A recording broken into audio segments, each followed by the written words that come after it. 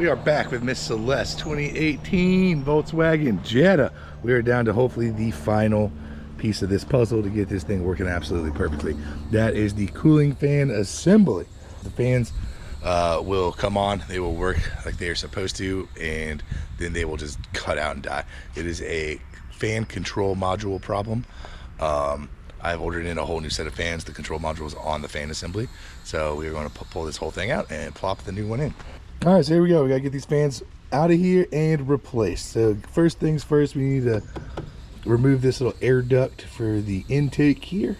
So looks like we got some push tabs in here. We got some release tabs on this side, so we'll take that bit out. Then this bit should come out. Lots of bits to come out, it looks like. Got a flat head. Let's push on this tab and see what kind of play we got. Of course, there's a tab down there that needs to be depressed. There we go. One down at the bottom, one up there. Hey! Will this one just come out at the bottom? Of course not. Okay. So you gotta press a tab here and a tab over here with your finger. Now, it looks like we got like a T. Hopefully I can get you in here for a good side. It's like a T20 probably. Maybe a T25 on that side and on this side right here. So we'll get those two out, and then this whole little air duct housing will come out, and then we'll work on getting this tube released. All right, here it is. You take those two T25s out and it'll come right on out of there, no problemo. All right, and now it looks like this hose down here actually has some little push tabs on the sides of it. Not sure if you can see that or not, but if there's one on this side, there will be one on the other side for sure.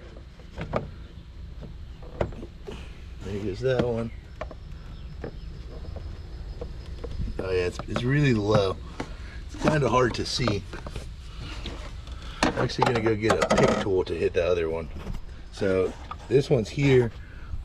I'm not sure how well you can see in here, but it's way down at the bottom on the other side. But there are two push tabs that need to be pushed to slide this ductwork out of here.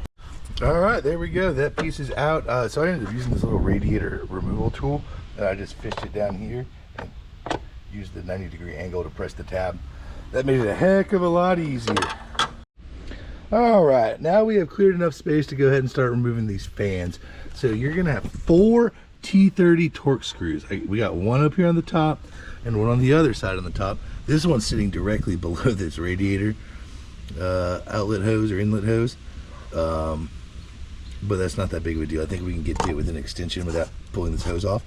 It looks like the fan assembly will fit out of here, no problemo. But the problem is the other 2 screws are down on the bottom side.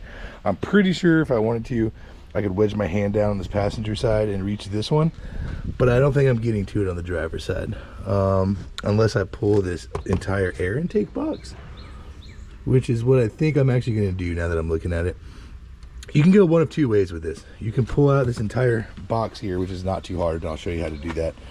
Or you can get underneath it and drop the lower valence pan, or like the skid plate cover thing. I don't know what they call it. I think they call it a valence. Drop that plastic off. You can probably get to them from the bottom. My lift is broken. It's ground. It looks like it's a small fit in there, so I'm going to go top side with this one.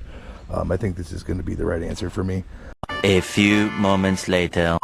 Well, it would appear I did indeed have to go through the bottom side after all. I just couldn't fit my arm in between the alternator and the frame here to get it in there deep enough to get to the screw on this side. So I could drop the valence on the bottom. I'll show you when I crawl back down here to reinstall how to drop that and what to do on the bottom side, but it is a heck of a lot easier down there. So I'd probably just forego the whole airbox thing unless you just really want to do it from the top. I also think it's going to be easier to drop the fans from the bottom, but we'll cross that bridge when I get these last 2 bolts out. So we'll yeah, we're going to look at the bottom side and I'll explain everything down there. All right, here we go. So you'll see you got these small tabs like that, and then your big tabs run up underneath. You lock it down on the sides here with the T25 Torx bits. There's 4 on each side, and that's how you slide this valence out. All right, he got the easy screws in at the top. So now here we are. I used a 1/4 inch drive with a 3-inch extension and a T30 on it to get right up to this screw on this side here. And now let's go see how easy the bottom side will be over here. That driver's side was a little trickier to get to at the bottom, but if you just take the 3-inch extension off, you can get in there with the 1/4-inch drive ratchet. So there we are, all 4 screws are back in. Let's take a look at the plug. The plug has this red safety tab. You pull that all the way back, and whenever you do, you can press down on it slightly, and then just wiggle, wiggle, wiggle, wiggle, and it will come free. All right, so with the top 2 screws out, going out the bottom is definitely the answer. So this will be the move. I don't think I have it jacked up high enough yet though for me to clear these fans to come out. So we're gonna have to jack it up a good bit higher until these puppies can clear. So yeah, make sure when you get it up in the air, you got plenty of clearance for this thing to come out the bottom side, because that's how it's gonna have to go. All right, here they are. With more clearance, they dropped right out of the bottom.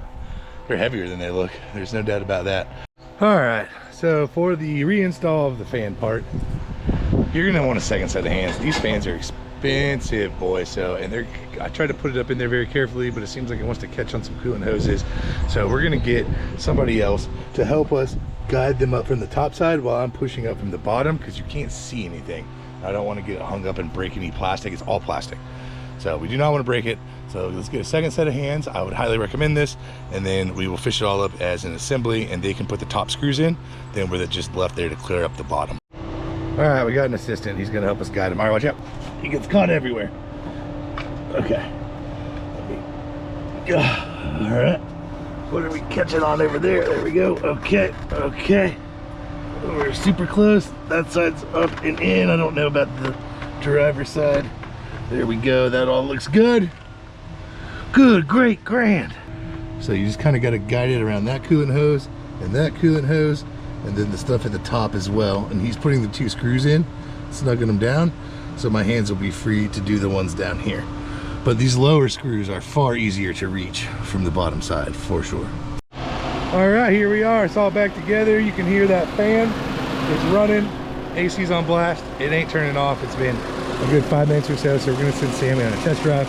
I'm too damn dirty to get inside of this thing right now. Hopefully this makes a coherent video. I know I filmed it kind of shoddily, but I think we covered everything we need to do. It helps at least one person out, then I'm happy. But hit that thumbs up button if it did help you, and subscribe if you want to see more. I'm gonna send her on a test drive, but already at this point the old fans would have turned off and dropped down to like 10%, so these puppies are doing A-okay.